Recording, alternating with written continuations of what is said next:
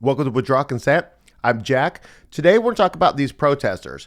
And we're going to cover it later, but I was watching Timcast and they pointed out that only 10% of America views the campus protesters as very favorable. And that just shows that there's a lot of propaganda in the world. So let me give you a couple just basic pitches and then we're just going to go through some details, right? Anybody you're watching, like on Timcast, when they say pro-Hamas protesters, anybody who says that, they're just propagandists. They're definitely lying to you. So they could say pro-Palestinian protesters, could be fairly accurate. They could say anti-Israel protesters, that could be fairly accurate. But really what they are in this exact situation is they're anti-genocide protesters. So when you look at it like that, that's literally what they're protesting. They're protesting the genocide currently going on. And what is the main rally cry for all the campus protests? Ceasefire. It's just ceasefire. That's what they want. Sound like terrible people. 90% of people shouldn't be very favorable of them, right? How are you on this? How are you going to align yourself against the anti-genocide side? How are you going to do that? So like, we covered this in an earlier video, but they're doing this anti-genocide protest and the guy comes through and he's got the Israeli flag and this and that. And he's doing this, that. And the guy turned to him and said, he's a Zionist pig. That's what he called him, right? Well, you're showing up to an anti-genocide protest and you're waving the flag of the side that's doing the genocide. So you're taking the pro-genocide position. Do you understand why they didn't like that guy? It's fairly easy to understand. Another argument we see that's just complete propaganda is that people who are hyper-focused on the situation, like the campus protesters, have Israel derangement syndrome because there's this talking point that they do. And there's all these genocides and different terrible atrocities going on in the world right now. Why are you hyper-focused on this one? Perhaps it's because you're anti-Semitic. Okay, let me tell you why that's nonsense. Because we're not funding anything going on in Tunisia. We're not funding what's going on in China with the Uyghurs or Indonesia. We're not funding these things. We're literally giving over the bombs to do the genocide. And if it's of the people, by the people, and for the people, then you're guilty of genocide every time the U.S. gives bombs to the side doing the genocide. That's why you should care. Anyways, there's this other thing they say where they don't know what they're protesting. Then they get an anecdotal clip of some 19-year-old girl who came out because her friends are going out. And they say, oh, this is representative of the entire whole. That's a logical fallacy. Obviously, don't fall for that. There are some people who just don't know what they're protesting. But look, if you've got an anti-genocide protest and 10 kids call me up and say, hey, we have no idea what we're doing, but it sounds like a party. Should we come down? I will say, yes, come down. 10 kids who have no idea. You get 10 more kids at the end. And by kids, I mean young adults. You get 10 more young adults at the anti-genocide protest. That's a total net gain for the world. Even if they don't know why they're there, it doesn't matter. I'll take lemmings. I don't care. If you're protesting the right thing. If you're protesting the wrong thing, of course, that's bad. So the other thing is that clip that we saw where they asked for humanitarian aid because they need food. And that's really anecdotal nonsense. That's just your worldwide protest. Well, not worldwide. Protests in a lot of Western nations. And you're going to take one lady who said they need humanitarian aid at the protest. And you're going to say, that invalidates anti-genocide protesting. Do you hear how stupid that sounds? Right? Now, at this point, Victor jumped in and when I was talking to him about it, and he said, but what about them blocking the roads? And he's totally correct on that.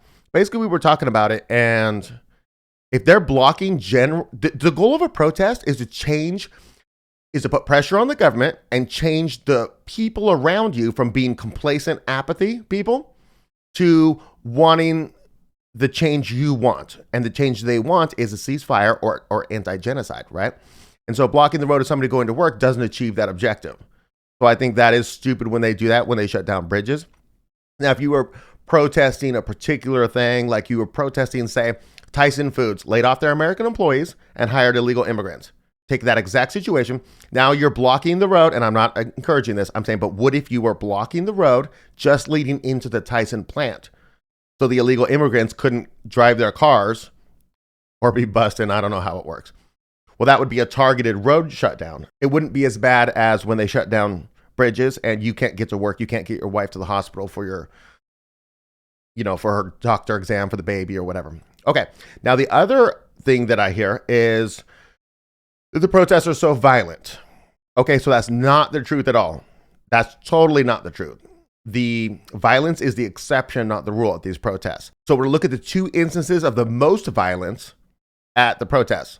And the first one is the second most violent, and that was at Columbia University. So you look at the first reference below, you'll see an article all about it. And this is the one where they occupied Hamilton Hall. They literally broke in, they barricaded with furniture, they vandalized a little bit. Extremely distasteful. They should not have done that. There were mass arrests because they were committing crimes. And so what happened there was terrible. It wasn't terribly violent, though.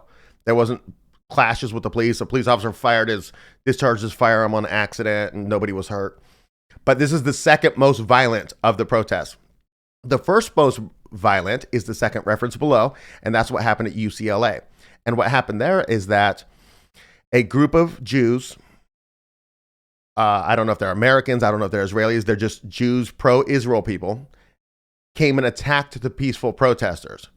It was a coordinated thing. They came and attacked them. The protesters had a barricade with like bike railings and then plywood set up. And that reference below is by CNN, the second one, and it's really good. If you want to scroll down there, you could just watch the little video clips play of the violence and you can see it for yourself. But some examples.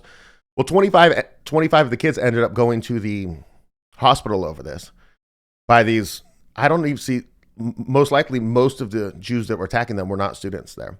And one 18-year-old Jew was caught because his mom was on Facebook posting about how proud she was for going and fighting the anti-genocide peaceful protesters.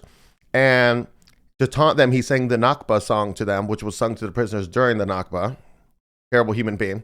There's a video in the article of a grandma just standing in front of them filming, and they just dumped the bear spray right in her eyes. They maced the journalists for filming them. Student journalists were attacked for filming them. This is the Jews. And basically, in the end, they held the encampment from being breached. And they thought that if it was breached, they thought that they would they thought that they were in fear of dying. Now, keep in mind that a lot of these students are like 18, 19-year-old girls. These aren't like fierce fighters. Now, there are some in there who were standing their ground and trying to hold together the barricade. But in reality, they're brave for protesting. It's not like they're UFC fighters. So they're very vulnerable to, the police sat there for hours too. The police just sat there for hours and let these Jews attack these peaceful protesters on a college campus in UCLA. Insanity, right? So now we go to the third reference below, and this is a beautiful thing. It's called the Harvard Caps Harris poll. And you can go on this. I've linked it, third reference, and they do polls on everything. You could look up polls on anything you want, and it's just this huge PDF. And so it's linked below. And so this is the one that they brought up on Timcast. And you'll see that in the dark blue is very favorable, whereas in the dark red is very unfavorable. Gray is no opinion. And basically they pointed out on his show that the bottom 5 things here in favorability are campus protesters, Palestinian Authority, China, Antifa, and Hamas, with campus protesters having a 10% very favorable rating. If you look at the top, the U.S. military has a 42% very favorable rating, police at a 31%, FBI at 20%, Facebook 20%, Ukraine 19%, Israel 22%. Okay, so if you just look at this, you can see how propagandized Americans are, because this is insane. 10% of Americans are very favorable to anti-genocide protesters. Because, and I want to talk about this too. It doesn't matter if they've got a people's library and they're just a bunch of commies, right? What if they are a bunch of commies? Are you going to take the pro-genocide side? Because if you have values and morals and you're anti-genocide, hopefully you are, right? Anybody who wants to be anti-genocide with you, you're going to disallow them. Like, what if black nationalists want to be anti-genocide with you? Can they join? What if Taiwanese people, like, just whatever the situation is, you don't want them to join? It's pretty silly, right? You would just think. Anyways, so now I want to talk about the results of what they achieved through these protests. And I can't say that every one of these things that I'm listing was directly because of the protests, but the protests created a lot of worldwide pressure. that led to some very good things for the world if you're in the anti-genocide camp. So basically, a couple weeks ago, there was this Saturday special session of the Congress, and they passed this funding for Ukraine, Taiwan, and Israel. And there was like something like 14 point something billion dollars for weapons to Israel. And so what happened is they've suspended sending them those weapons, right?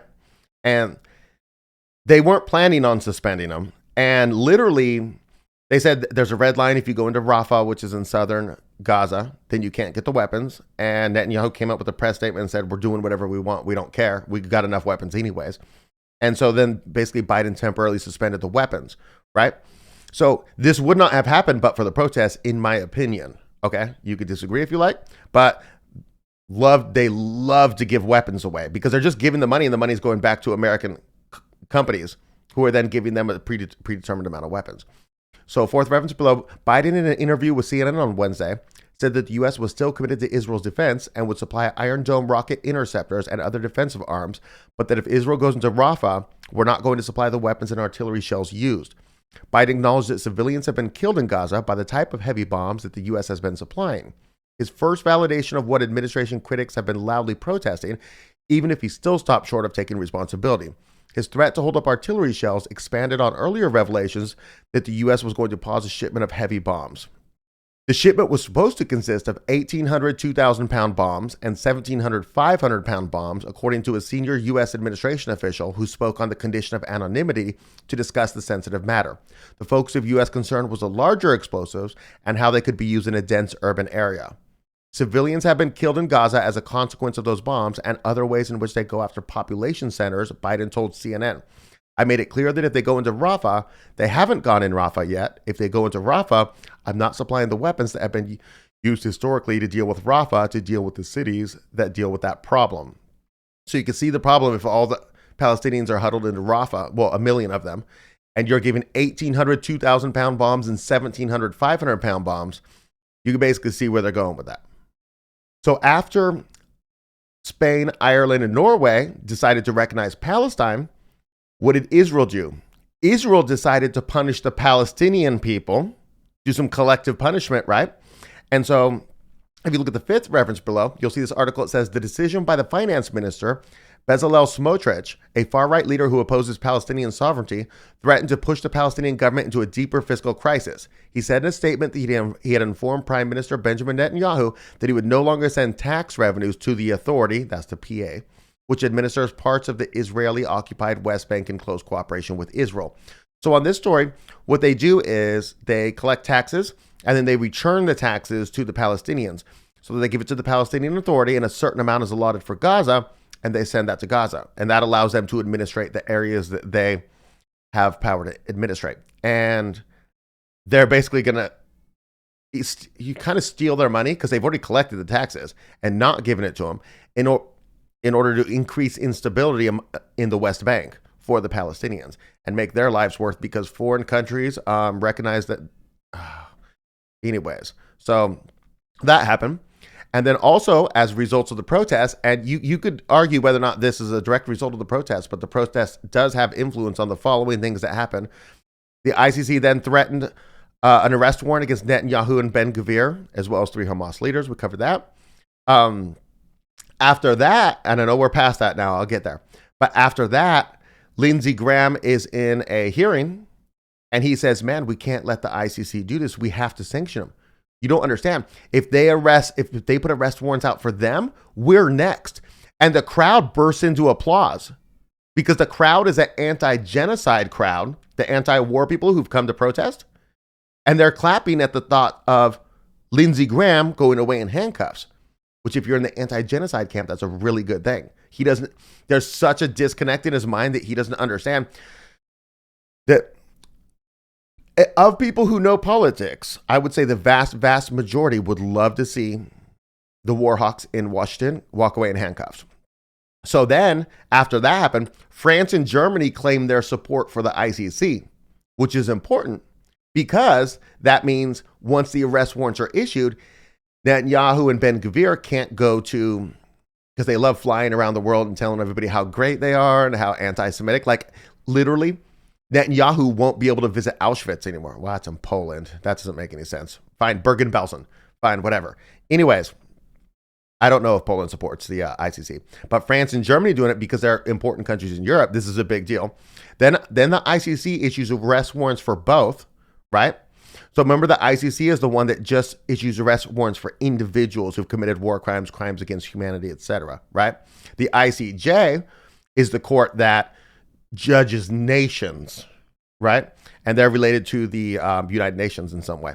And so they made a ruling that Israel has to stop their offensive. They must open the Rafah border for aid on a scale necessary to give the right humanitarian aid to the people of the Palestinians, not destroy any evidence of genocide for future hearings, and allow observers into all parts of Gaza. Now, it's unlikely that Israel will do what they're told here, but it puts them in a terrible situation where it gets harder and harder for the United States to veto condemnations and votes in the United Nations when the ICJ has ruled that, hey, it smells like a genocide, looks like a genocide, right? So I'm not saying that all of these things are directly related to the protests, but I say worldwide, but like westwide, the Western hemisphere, whatever you want to call it, the Western nations. So one of my points of this episode is kind of a deprogramming type of thing. When you look at 10% being very favorable to anti-genocide protests, regardless of if they're commies or whatever's going on, that's a shame. And what is it, 42% very favorable to the United States military? I mean, today's Memorial Day. And the things people say, the falsities they say around this time about fighting for freedom and all of this. And okay, well, I don't want to get into that again. But basically, it's also about the effectiveness of protests. Like, we went to the water park yesterday with the kids. I would gladly take them kids to a protest if there were people doing it. And you could say, well, you started, because that's what my wife literally said. She said, just, I don't know, start a protest if they work this good. It's hard to get from here to there. But I encourage you to participate and try to do something. I'm doing the podcast. That's what I'm working on. I will do more, too, if there's protests in my area or something like that. But I encourage you to do something, or else you sit around. And I just encourage you to do something, participate. I'm interested in hearing your opinions. If you've got a different perspective on this, and you somehow say, well, you're against the anti-genocide group, I would like to hear it in the comments below. Maybe you got an argument for that. It'd be a rough go. So on Thursday will be the last episode of this week, and it will be Holocaust Part 9, and I'm going to talk about the 1,600-page Red Cross report that came out in 1948 about the Holocaust. Very fascinating, and I hope to see you there.